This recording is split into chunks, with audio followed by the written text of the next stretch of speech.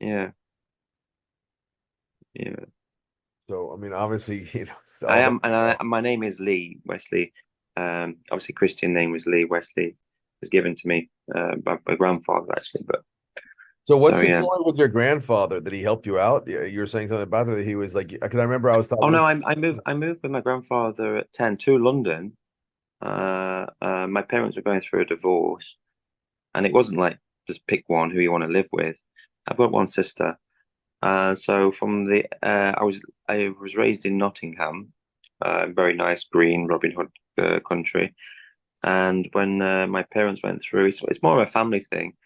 Grandfather was a geologist. Oh, you'll like this one.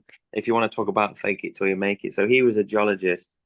It was actually part of the Irish Republican Army and things like that, or supported them things at the time.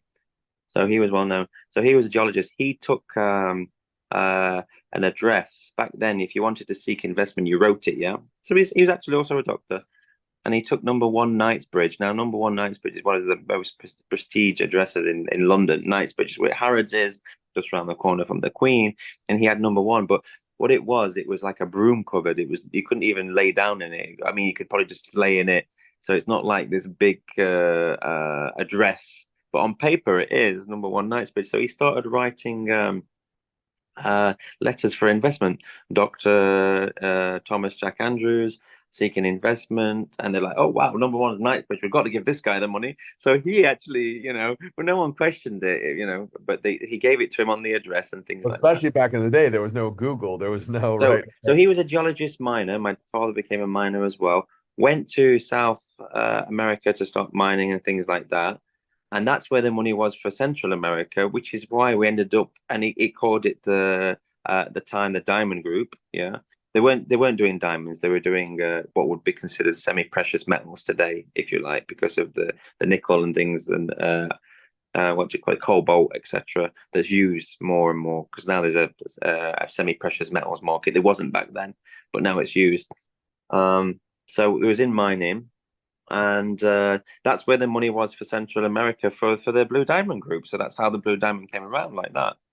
Okay, so that, as I said, it was inherited and things. So that's actually how it happened. And then the older my uncle from his first marriage, his oldest son, he got married again. He came to the UAE. He was a banker. He started putting in let's just say, the investment banking systems. There was shillings, there was pearls, which they called Lulus, and there was rupees back then. And he got the money together 1968 in the UAE.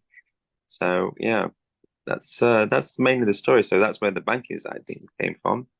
But yeah, this is so my grandfather. I moved with him 10 years old to London, and from there, obviously, lived with him. And he kind of like I grew up with my granddad till he passed away, obviously, also through bowel cancer, actually. So big, yeah. We So I buy didn't really know my parents, but I obviously my mom, my dad. My dad's in the UAE mostly, but then he's in Asia. My mum's in England. So yeah, were you by your grandfather's side till the end? yeah. Yeah, we used to go. We used to go. I can't kill anything, but we used to go.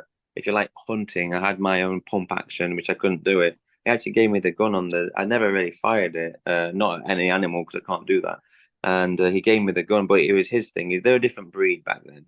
So yeah, he was bedridden at the end. I still have the. We have apartments in London. I still have the apartment that was left to me just outside of the posh bit, not the Knightsbridge cupboard, somewhere else. So yeah,